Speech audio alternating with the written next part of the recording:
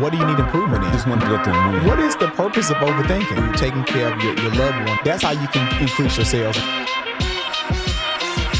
Hello, everybody. This is Faris. And this is Faris Flournoy, and welcome to another episode of Conversations with the Homecare Guyz. Oh my goodness, Caleb. I am super excited about today's interview. We're launching a new segment of the Homecare Guyz podcast, and we are interviewing India Williams. She's a family nurse practitioner that focuses on mental health. Yeah. India, we are excited about having you on, girl. How you doing today?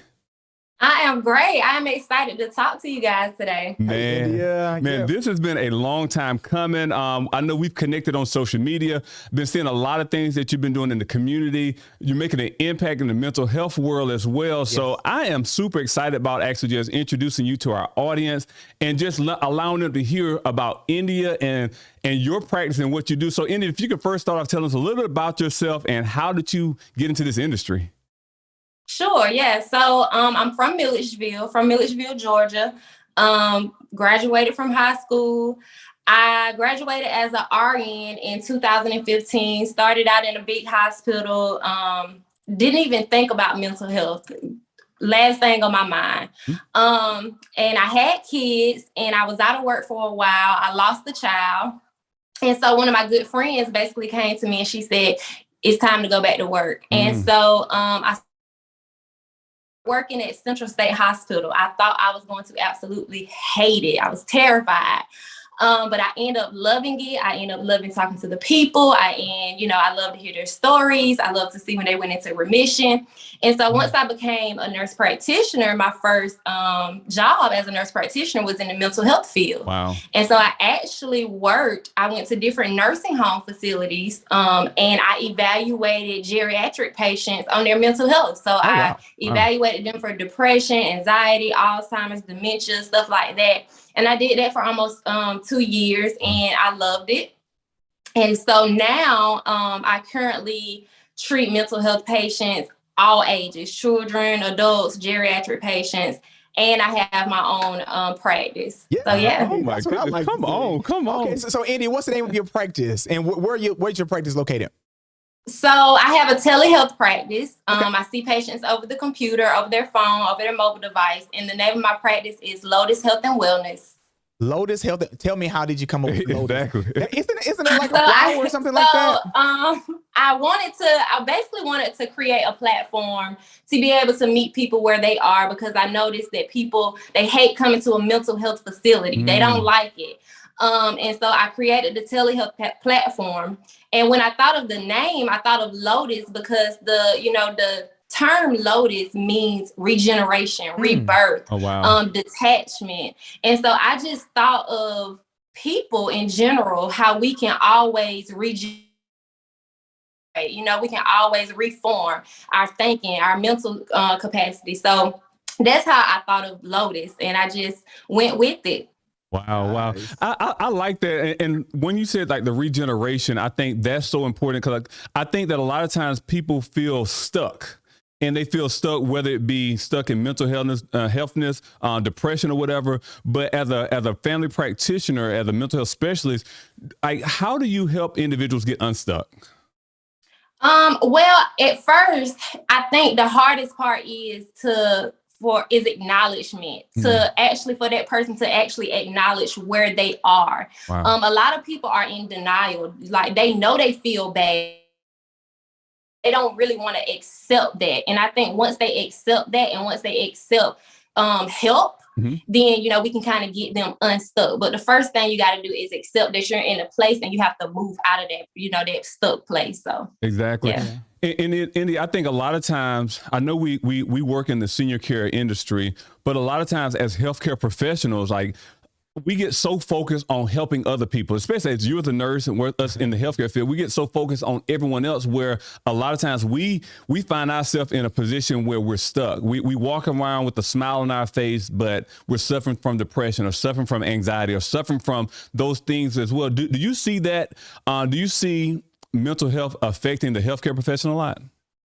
All the time. Oh my God. All the time. It's what we call high functioning anxiety or high functioning depression. Wow. You know, you become so accustomed to helping people that you put yourself on the back burner, and then, you know, you end up burning out. Wow. And so it's so important that healthcare providers find a routine or have a plan and coping skills to be able to go back to when they find themselves burning out. Yeah. So absolutely. Man, and just on a personal note, I remember a few years ago when I was actually I was just going through something. I felt like I could not get unstuck. I was walking around, everyone like, oh man, Faris doing this, Faris happy, Faris smiling.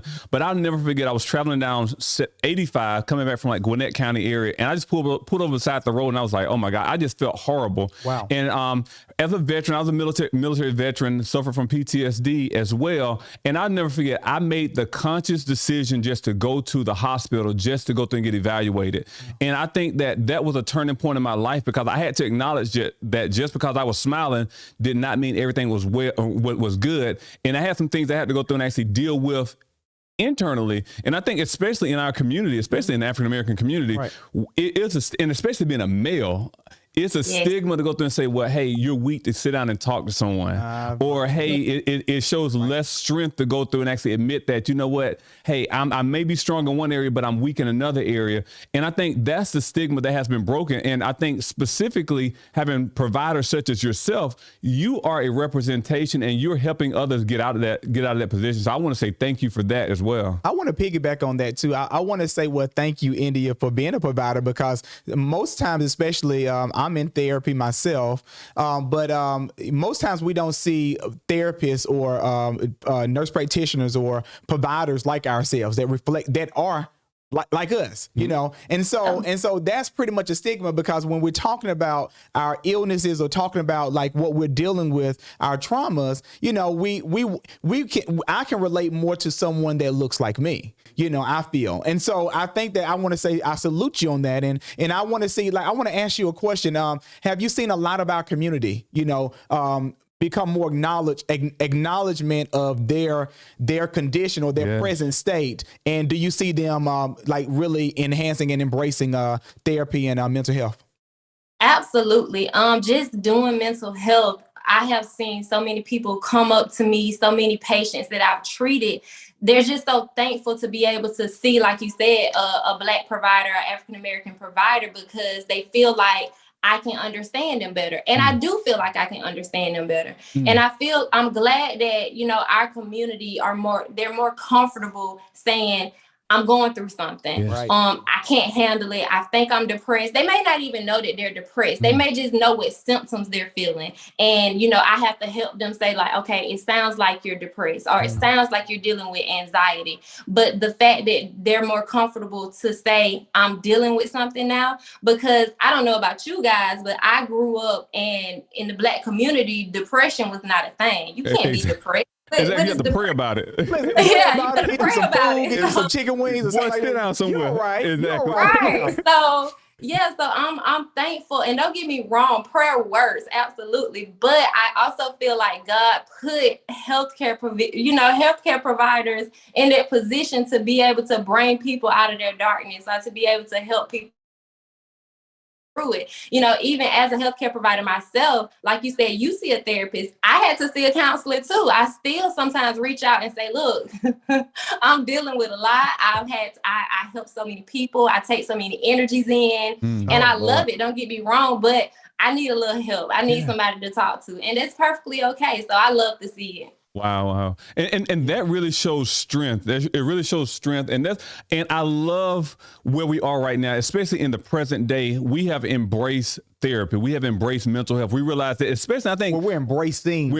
I think embracing. And one thing I think that even COVID-19 really forced us to go through and embrace it. COVID-19 realized we had to sit down and be with ourselves during COVID-19. And a lot of things that we saw in the mirror, it reflected. It showed us that, okay, well, hey, I really don't deal with this situation in the best way. Right. I see where, I even see a growth in the community, me in particular, I see a growth in the communication with my wife and I seen it grow through COVID, because guess what? We had to be in the same house. I couldn't hide behind work. We had to go through and embrace each other. Right. And so those are the things that I see.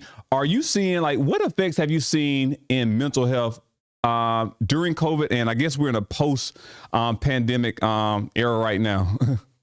So during COVID, I think that one, like you said, being in the house with your family members, having to communicate, facing those issues, can't run away from it. And then on top of that, you know, dealing with family members passing away, friends passing away, dealing with the financial burdens, you know, not being able to, you know, go to work and have the same amount of income coming in. So I think that caused a lot of, you know, adjustment disorder, just having to adjust to being around your family members and friends, and adjusting to the changing income, mood disorders, depression, dealing with problems, like you said, that you couldn't run from, that now you have to face it. So those were the issues during COVID. And I think post-COVID, I hope we can say post-COVID. I think post-COVID, basically people are trying to get back to their normal. They're trying to find their normal. They're trying to find their balance through it all and get back on their feet. And so I think that's where we are now.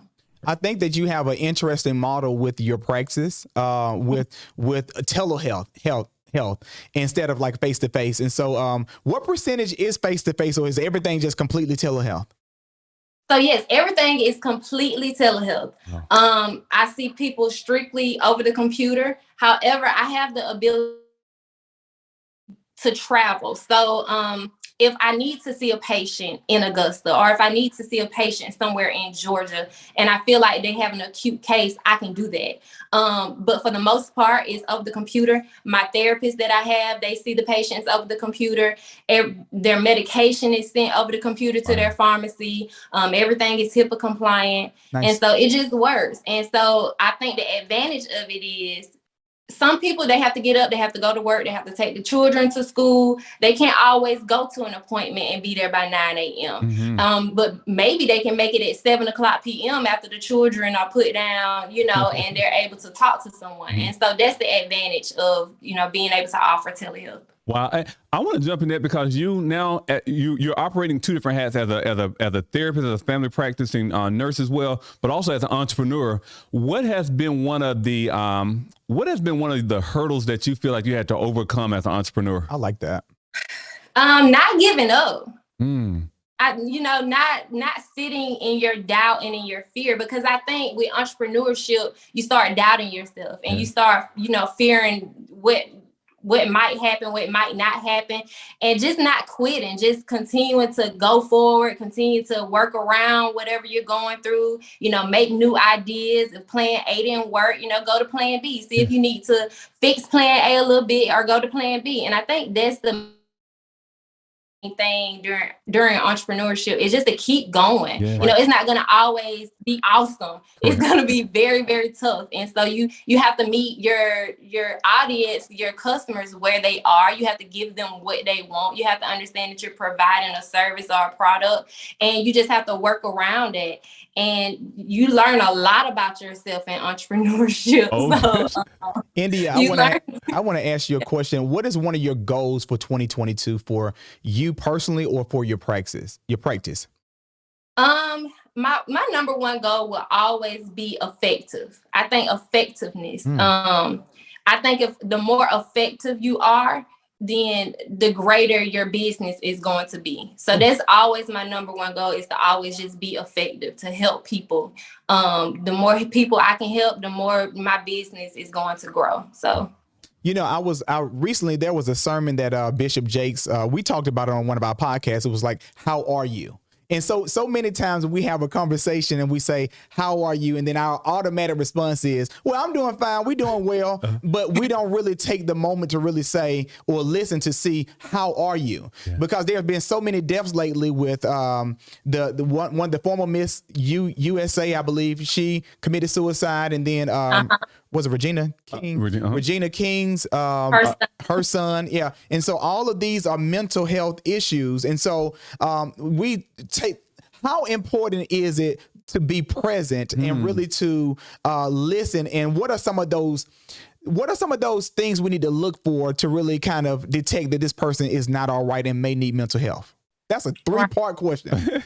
It is. So the first thing I want to say is when you stated people ask, how are you? And we always say, oh, I'm fine. Right. I think that's out of habit. I think that people say, oh, I'm fine just because they don't feel like they have the vulnerability to discuss what's really going on with them. They don't feel like they can trust you, or they feel like you can't help. There's no need to complain, and I might as well just say I'm fine.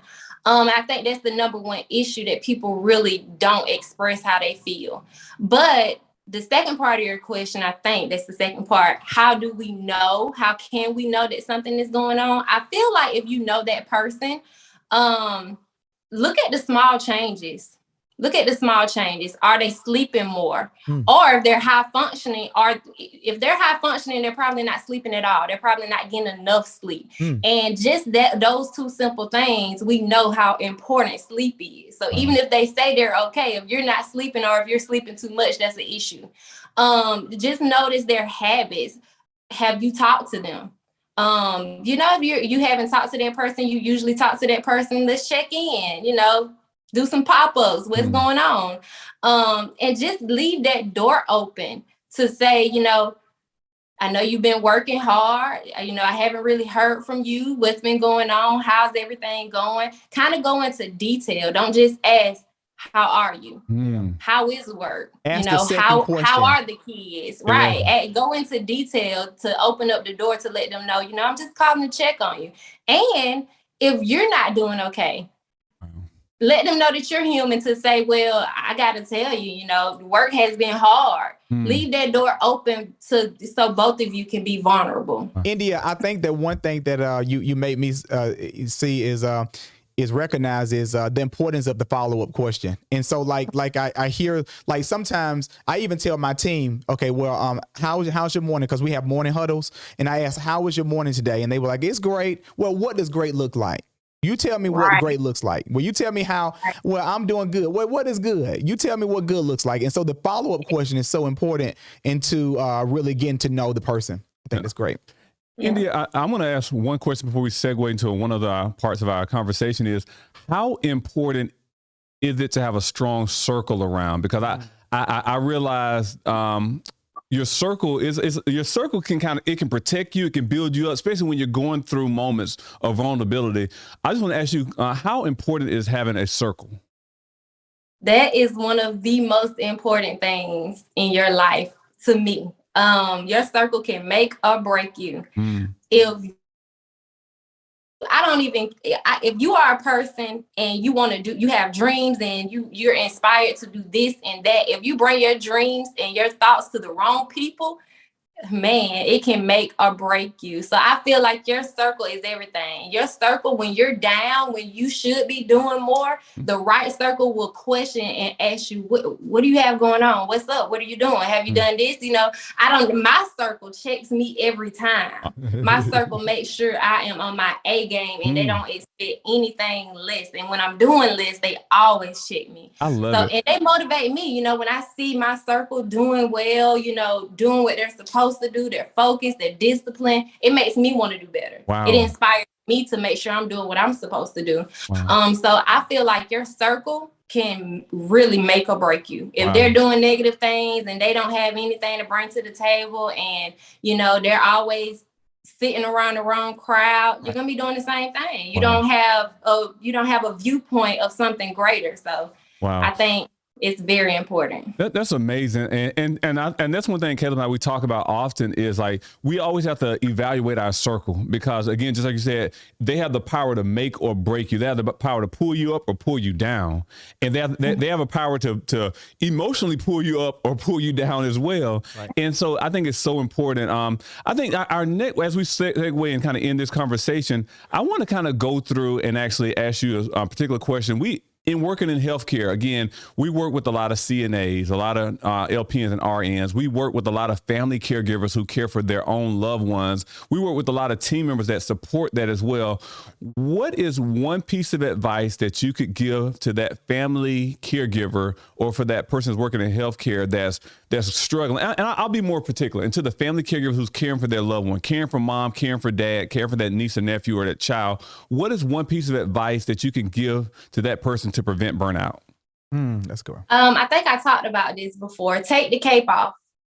Wow. You have to take some time to take your cape off. You cannot always be Superman and Superwoman all the time. You have to take the cape off and take a break and show yourself some love, show yourself some care, and be there for yourself. You have to prioritize yourself, because if you do not take care of yourself, you can't take care of someone else effectively. That's it. So I I think that. in order for you to give give someone else your all and be effective to that person, you have to take care of yourself. So just find some time to take the cape off and not be Superman and Superwoman. Oh my gosh. Yeah. I like, you know what? That's how we're going to end it. That's how we're going to end it. I mean, oh my goodness. Take the cape off. You know what? I wish I had me a cape. I just take it off. Take that thing off and throw it. And India, this has been an amazing interview. I mean, I'm super excited about, just like I said, you accepting the invite. Again, our goal is to go through and empower our community. And a lot of the conversations that we have together or with individuals within our circles, we want to go through and express that and allow other people to jump in on the conversation as well. So before we actually end this conversation, I would like for you to go through and give a parting piece of advice, which you already hit it already, but give a parting piece of advice specifically. I want you to talk to that nurse practitioner who has been an RN for a number of years, decided to go back to school and get that that family practice degree. That's thinking about actually starting their own practice. It may not be in mental health, it may be in community health, it may be in other things. But I want you to go through and speak to that person that's up at night, just kind of on the line. Should I start my own business? Should I not start my own business? What piece of advice would you give to that nurse practitioner? Well, more than likely, their nurse practitioner, if that nurse, that RN, and they're thinking about becoming a nurse practitioner and they're thinking about entrepreneurship, one thing I would remind them of, more than likely, you're thinking about it because you're searching for autonomy, meaning you're searching for that ability to be able to take care of your patients more in first line. So I would say it is absolutely going to be hard. Don't think that it's not. It's going to be very difficult, but the reward that you get from being able to take care of your patients is far greater. And I would say do it. It's going to be tough. Get your support system ready beforehand.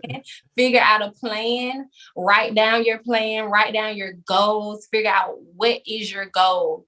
What do you want to do with it? And then go for it.